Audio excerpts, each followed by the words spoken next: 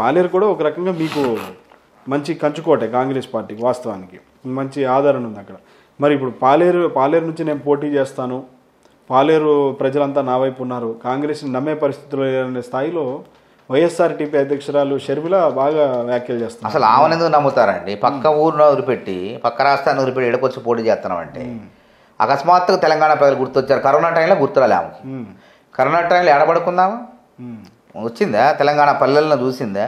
Corona వ్యాధితో బాధపడిన వాళ్ళని పోయింది. గాంధీకి పోయింది, రేవంత్ రెడ్డి గారు పోయిండు, 2 డబ్బులు ఖర్చు పెట్టిండు.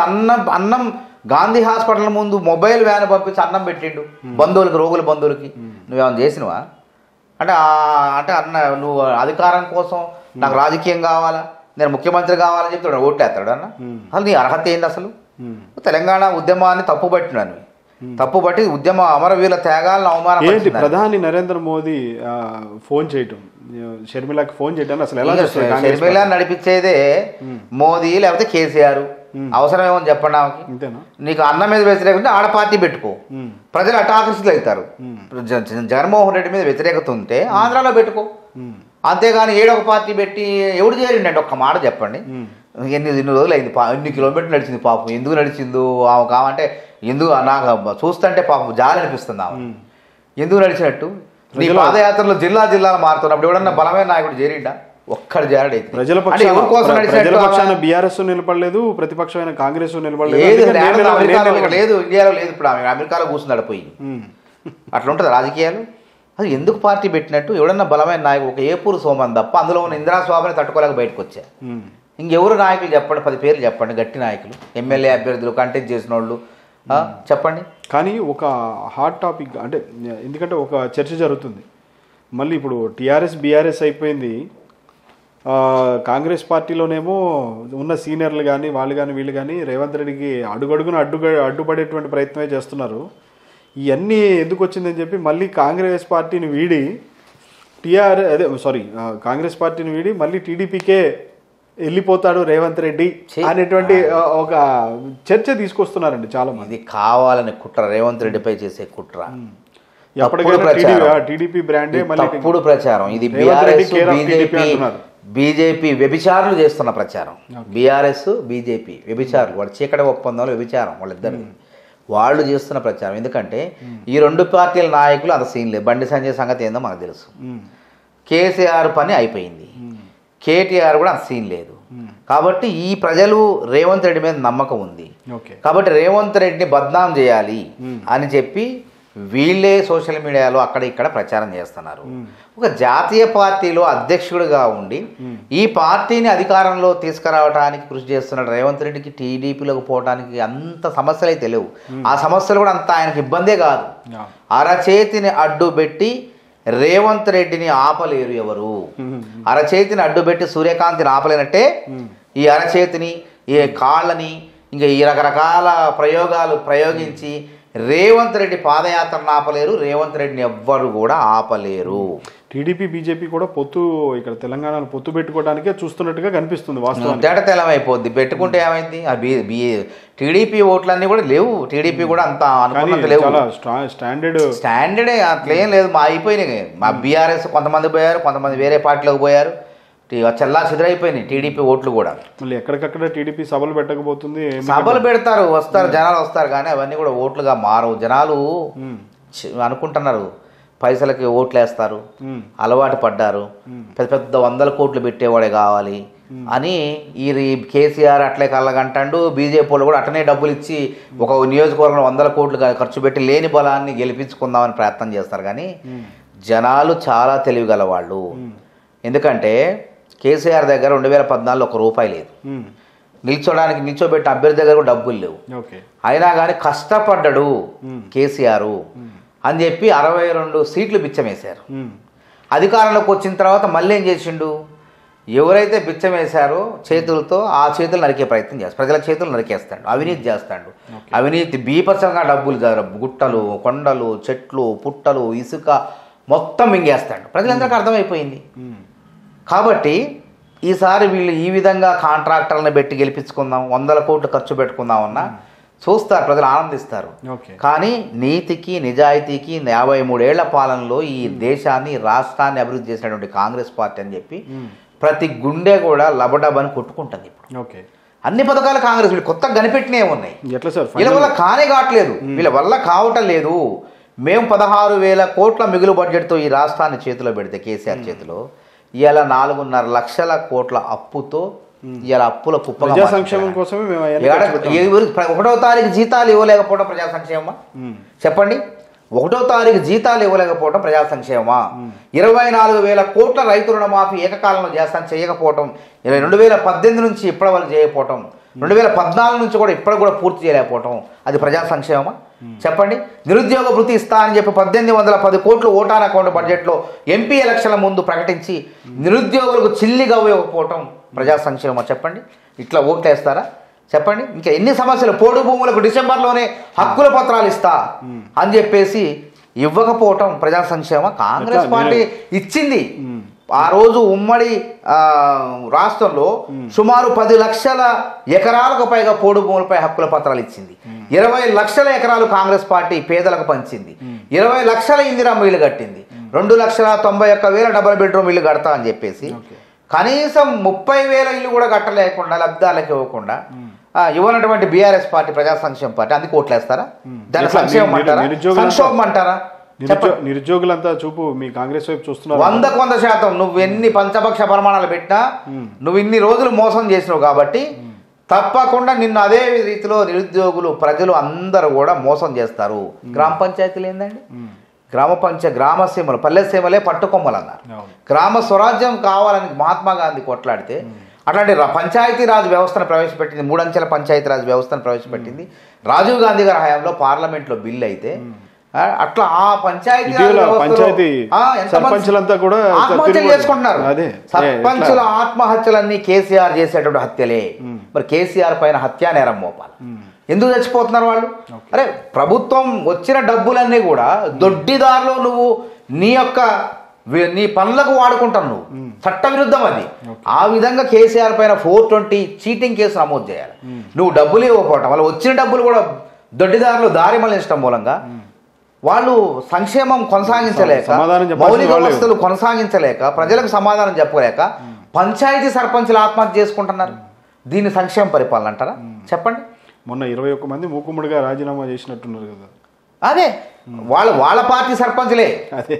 అక్కడ ఆదిలాబాద్ జిల్లాలో అక్కడ వాళ్ళు సర్పంచ్ రాజీనామా చేశారు. ఇప్పుడు ఈయన ఇంట గెలవలేడు కానీ రచ్చ గెలుస్తాడండి. అంటే కూట్లో రాయి తీలేనాడు ఏట్లో రాయి తీస్తాడా? మాట్లాడితే 50,000 టీఎంసీలు నీళ్లు వృధా అయిపోతున్నాయి. తీయని మాటలు చెప్పి తడిగుడ్డతో గొంతులు కోస్తాడు. మరి తిక్కలోడా, నువ్వు మాట్లాడితే పద్దాకా నమ్ముతారనుకున్నావు. నీ సోది చెప్తే ప్రజలు వింటానికి సిద్ధపడతారు. ఉద్యమకాలం కాదు ఇది. నువ్వేది చెప్పినా నమ్మటానికి, నీ సోదంతా వినటానికి ప్రజలంతా కూడా. నీ సొల్లు కబుర్లు ఎన్నరు ముఖ్యమంత్రి కేసీఆర్. నువ్వు ఏది పడితే ఏది కూస్తే అది ప్రజలంతా నవ్వుతారు. నీ ఉద్దెర కోతలు బంద్ చేయకనైనా. నువ్వు కృష్ణా జలాలు నికర జలాలు 2,060 టీఎంసీలు వస్తున్నాయి.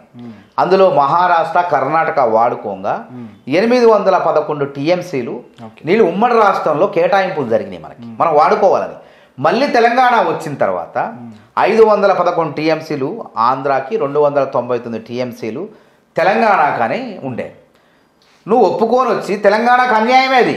299 టీఎంసీలు తెలంగాణకు అన్యాయమే. ఒప్పుకొని వచ్చి కృష్ణా జలాల్లోని నీళ్లనే నువ్వు తెలంగాణకు దేలనోడివి, వాటాన్ని తెలంగాణకు సక్రమంగా దేలనోడివి. దేశంలో వృధా అయిపోతున్న సముద్ర జలాలను నువ్వు ఆనకట్టలు కట్టి ప్రజలకు సాగునీళ్ళు ఇస్తావా, తాగునీళ్ళు ఇస్తావా? అంటే ఎవడి చెవులో ఏం పెడదాం అనుకుంటాను నువ్వు? అంటే ఎంత మోసం చేద్దాం అనుకుంటున్నావు?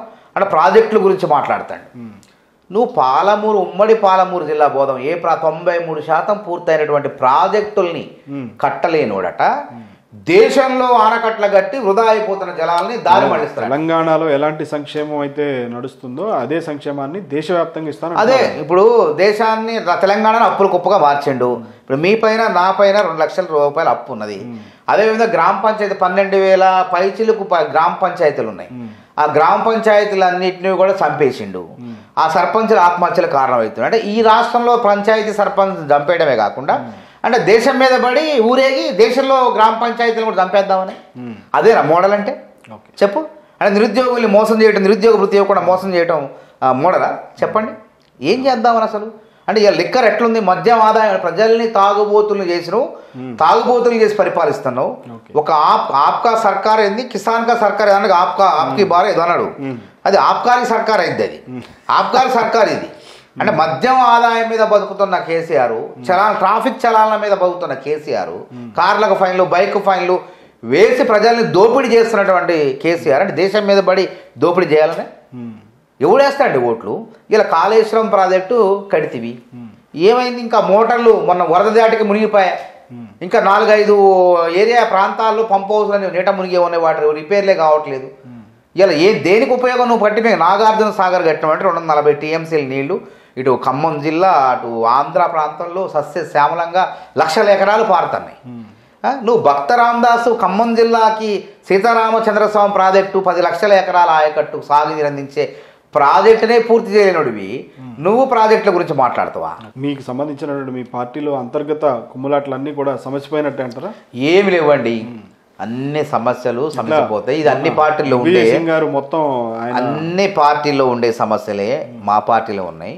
కాకపోతే మా పార్టీలో ఉన్నటువంటి సమస్యల్ని భూతద్దంలో ఈ బీజేపీ మీడియా, ఈ బీఆర్ఎస్ మీడియా చూపిస్తాయి.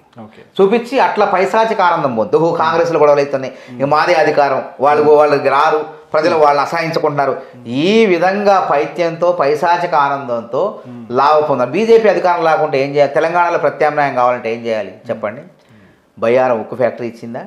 ఈమె కేసీఆర్ కూడా బయ్యారం ఉక్కు ఫ్యాక్టరీ గురించి మాట్లాడగానే ఆంధ్ర విశాఖ ఉక్కు ఫ్యాక్టరీ గురించి మాట్లాడతాడు. అరే భయ్ తీసుకురారా భయ్, నువ్వు జాతీయ పార్టీ దాని సంగతి చెప్పు ఫస్ట్. బీజేపీ వాడు బయ్యారం ఉక్కు ఫ్యాక్టరీ ఫ్యాక్టరీ దాటం వల్ల ఏమవుతుంది? వేలాది మందికి ఉపాధి వస్తుంది. ఇప్పుడు ఖమ్మం జిల్లాలో స్పాన్ చేయలను, బారాజల కర్మాగారం మణుగూరు, అశ్వాపురం దగ్గర ఎన్ని పరిశ్రమలు, సింగరేణి, సత్తుపల్లి సింగరేణి, కొత్తగూడెంలో సింగరేణి, ఇల్లందు ఈ ప్రాంతాల్లో విస్తరించను, గోదావరి కానీ రాష్ట్రంలో విస్తరించను. బీజేపీడు బయ్యారం ఉక్కు ఫ్యాక్టరీ విభజన చట్టంలో ఉన్నదాన్ని ఉక్కు ఫ్యాక్టరీ ఇవ్వలేదు, అధికారం కావాలి, టూడెత్తర ఓట్లు బీజేపీకి. అదేవిధంగా కాజీపేట రైల్వే కోచ్ ఫ్యాక్టరీ దేనివాడికి బీజేపీకి ఓట్లు వేస్తాడన్నా? పోనీ అది కాదు, గిరిజన యూనివర్సిటీ తెచ్చినవా? ఆంధ్రాలో భవనాలు లేకపోయినా ఆంధ్ర యూనివర్సిటీలో కొనసాగుతుంది అది. మరి ఇప్పుడు కొత్తగా భవనాలు కట్టారా లేదు ఈ మధ్యకాలంలో? అక్కడ ప్రారంభమైంది, ఇక్కడ ఎందుకు ప్రారంభం కాలేదు? ఇక్కడ గిరిజన యూనివర్సిటీ తీసుకురావటం చేతగాని బీజేపీకి బీఆర్ఎస్ ఎవడు ఓట్లేస్తారు చెప్పండి? అయినా తెలంగాణ ఉద్యమాన్ని కించపరిచే విధంగా నరేంద్ర మోడీ పార్లమెంట్లో తెలంగాణ ఏర్పాటు సక్రమంగా జరగలేదు అని రాజ్యాంగబద్ధంగా ఏర్పడిన తెలంగాణ రాష్ట్ర ఏర్పాటును తప్పుబట్టినటువంటి నరేంద్ర మోడీకి ఎవడైనా ఓట్లేస్తారో చెప్పండి? అసలు ఏ ధైర్యంతో వీళ్ళు మేము ప్రత్యామ్నాయం అంటారు? అసలు ప్రత్యామ్నాయం కావాలంటే మీరు ఇవి చేయండి. అరే వందే భారత్ రైలు అన్నారు, తెచ్చారు, నీకు వందే భారత్ రైలు కావాలా లేకుంటే రైల్వే కోచ్ ఫ్యాక్టరీ ముఖ్యమా? కాజీపేట రైల్వే కోచ్ ఫ్యాక్టరీ పెడితే చాలా మందికి, వేల మందికి ఉపాధి అవకాశాలు వస్తాయి, అదొక పరిశ్రమగా తయారైద్ది. తెలంగాణ ప్రాంతంలో ఇంకో రెండో సిటీగా ఉన్నటువంటి వరంగల్ అభివృద్ధి చెందుతుంది. హన్మకొండ 3 సిటీలు అవి, కాజీపేట, వరంగల్, హన్మకొండ అభివృద్ధి జరిగేదే. అక్కడ విమానాశ్రయం తీసుకురాలేని వాళ్ళు, ఇవన్నీ చేయలేని వాళ్ళు వీళ్ళు ప్రత్యామ్నాయం అని మాట్లాడతారు. వందే భారత్ రైలు వాస్తవం చెప్పండి, రైలు టికెట్ 500-600 ఉంటేనే పేదవాడు, మధ్యతరగతి వాళ్ళు ఆలోచిస్తారు ఇక్కడ నుంచి విశాఖపట్నం పోవాలంటే. అట్లాంటిది 1000 రూపాయలు, 2000, 3 విమానం టికెట్ ధరే ఉంది. అది దాన్ని పట్టుకొని డబ్బాలు కొట్టుకుంటారు, ఓ ఇంకేంది నరేంద్ర మోడీ జిందాబాద్ అని, ఇది గొప్పతనం అని. అరే గొప్పతనం అనేది పేదవాడికి, సామాన్యుడికి, మధ్యతరగతి వాడికి నువ్వేమిచ్చినవో ఆ రైలు ద్వారా ఇస్తే ఆ యొక్క టికెట్ ధర తక్కువగా ఉంటే తగ్గించు, నష్టం వచ్చినప్పుడు తగ్గించు, టికెట్ ధర తగ్గించు. 3000, 5000, 4000 ఎందుకు?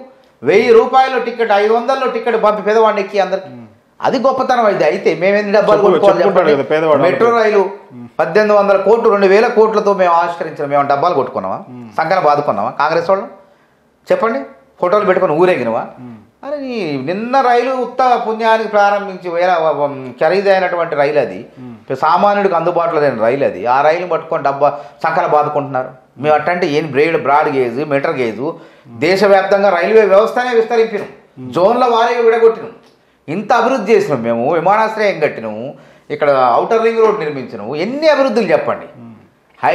జంట నగరాల యొక్క స్వరూపాన్నే మార్చడం. ఇంకోటి అసలు ఈయన జలాల గురించి మాట్లాడతాడు. హైదరాబాదులో హుసేన్ సాగర్ ఉంది, మర్చిపోయాను కేసీఆర్. ఆ హుసేన్ సాగర్ మురికి జలాన్నే నువ్వు శుద్ధి చేయలేకపోతున్నావు. కొబ్బరి నీళ్ళు ఎక్కువ ఉంటాయన్నాడు అప్పుడు హెచ్చులకి. కొబ్బరి నీళ్ళు అందరు కూడా తాగొచ్చు అన్నాడు. అరే 8 ఏళ్ళుగా నువ్వు అధికారంలో ఉన్నావు, హైదరాబాద్ జలాలు కొబ్బరి నీళ్ళుగా చేయలేడట, దేశాన్ని పోయి ఏళ్తారట. ఎవడు నమ్ముతాడు? ఎవడి చెవులో ఏం పెడదాం అనుకుంటాను నువ్వు అసలు? సో ఫైనల్గా రేవంత్ రెడ్డి పాదయాత్రతో కాంగ్రెస్ పార్టీకి బూస్టింగ్ వస్తుందంటారా? తప్పకుండా బూస్టింగ్ కాదు, అధికారంలోకి వస్తుంది. తప్పకుండా కాంగ్రెస్ పార్టీ అధికారంలోకి వస్తుంది. ప్రజలు ఎప్పుడా రేవంత్ రెడ్డి పాదయాత్ర ఎప్పుడు వస్తాడా? అమ్మ కేసీఆర్ తగ్గిన మొనగాడు మొగుడు రేవంత్ రెడ్డి. ఈ రేవంత్ రెడ్డి వస్తేనే మాకు ఇళ్ల స్థలాలు వస్తాయి, ప్రభుత్వం కాంగ్రెస్ పార్టీని ఇస్తుంది. ఈ రేవంత్ రెడ్డి వస్తేనే మాకు ఇళ్ల స్థలాలు వస్తాయి, ఇల్లు కట్టుకోవడానికి ఇల్లు వస్తాయి అని చెప్పి కేసీఆర్ కూడా చూడండి ఎంత మోసం చూడండి. మళ్ళీ చివరికి నేను గుర్తు చేస్తున్నా, స్థలం ఉంటే ఎవరికైనా సరే 5 లక్షల రూపాయలు ఇస్తానని చెప్పారు ఇల్లు కట్టుకోవడానికి. 5 లక్షలు కాదు కదా, 5 రూపాయలు ఇలే. మళ్ళీ మాట మార్చి అమ్మమ్మ మా 5 లక్షలు కాదు 3 లక్షలు ఇస్తానని చెప్పి హామీ ఇచ్చి ఎన్ని రోజులైంది? కనీసం 3 రూపాయలు కూడా ఇవ్వలేదు. మళ్ళీ కొత్త షరతులు పెట్టారు దానికి. అంటే ఎవడికి ఇవ్వద్దు అనమాట. 70 గజాల స్థలమే ఉండాలట. అంటే పేదవాడికి 100 గజాలు ఉండదా, 120 గజాలు ఉండదా? అంటే కుంట ఉండదా? కుంట భూమి ఉండదా? అంటే పేదవాడు అయితే కుంట ఉండదా? నువ్వు 3 లక్షలు ఇస్తావనే సరే 5 లక్షలు కాదు 3 లక్షలు ఇస్తానంటే వాడు గుడి సట్టనే పెట్టుకుని ఎప్పుడు కూల్చుకొని ఆ డబ్బులు వస్తే కట్టుకుందాం, ఒక గది 2 గదులు చూస్తాడు. ఆయన నువ్వు ఇయ్యరాదు, అందరికి ఇస్తానోడివి. వైట్ రేషన్ కార్డు ఉండాలా, 70 గజాలే ఉండాలా అని ఈ విధంగా కొర్రీలు షరతులు ఎందుకు పెట్టిను? అంటే ఇవ్వకూడదనే కదా ఈ పథకాన్ని. కాబట్టి కేసీఆర్ ఇట్లా ఈ విధంగా దళిత ముఖ్యమంత్రి అని దళితుల్ని మోసం చేసి ఇట్లు జాగాలకు 3 లక్షల రూపాయలు ఇస్తానని పేద ప్రజలందరినీ మోసం చేసిన కేసీఆర్ భారత రాష్ట్ర సమితి నాయకుడు కాలేడు, భారత నాయకుడు కాలేడు, బీహారు ముఠా నాయకుడు అవుతాడు.